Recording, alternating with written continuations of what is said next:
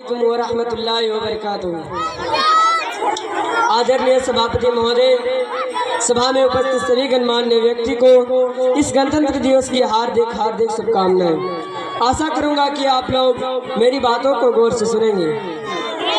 जैसा कि हम सभी जानते हैं कि आज भारत के 75वां गणतंत्र दिवस को मनाने के लिए यहाँ एकत्रित हुए हैं। हर साल हम लोग 26 जनवरी को गणतंत्र दिवस के रूप में मनाते हैं। ये दिन भारतीय इतिहास में भी स्थान रखता है। साथियों, 15 अगस्त 1947 को हमारा देश अंग्रेजों की गुलामी से आजाद हुआ था, लेकिन देश के शासन व्यवस्था को चलाने के लिए हमारे पास अपना संविधान नहीं था। ऐसे में एक संविधान सभा का गठन किया गया और संविधान बनाए गए।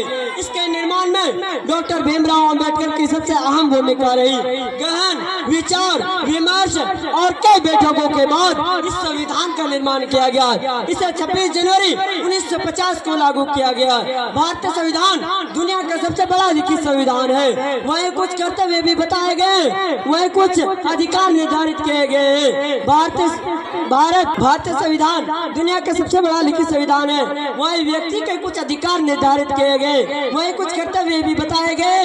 यही संविधान है जो भारत की हर जाति और वर्ग के लोगों को एक दूसरे से जोड़े रखता है। भारतीय संविधान, भारत आजादी और संविधान लागू होने के इतने वर्षों बाद भी आज भारत भ्रष्टाचार, अपराध, आतंकवाद, गरीबी, बेरोजगारी जैसी समस्याओं से लड़ रहे हैं। हमें चाहिए कि हम सबको एक होकर इन समस्याओं को खत्म करने की कोशिश करनी चाहिए। जब तक इन समस्याओं को खत्म नहीं करेंगे तब तक स्वतंत्र सेनानियों का सपना पूरा नहीं हो सकता।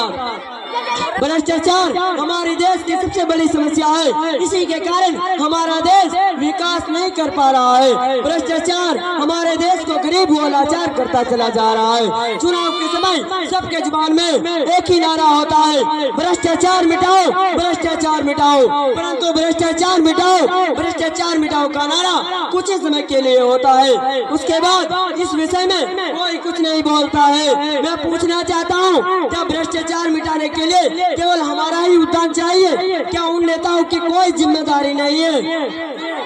कोई जिम्मेदारी नहीं है। गरीब व्यक्ति भूख से मर रहा है, इलाज के लिए तड़प रहा है, लाइनों में लग रहा है, परंतु नेताजी विदेश घूम रहे हैं। मैं यही से अपने वाले को विराम की ओर ले जाना चाहता हूँ और इतना कहना चाहता हूँ कि अपने समाज से भ्रष्टाचार को खत्म करने की कोशिश करनी चाहिए। जय हिंद। बहुत खूब, आपके लिए कुछ इनाम आया है, अपना इनाम लेते जाइए। मैं धन्यवाद।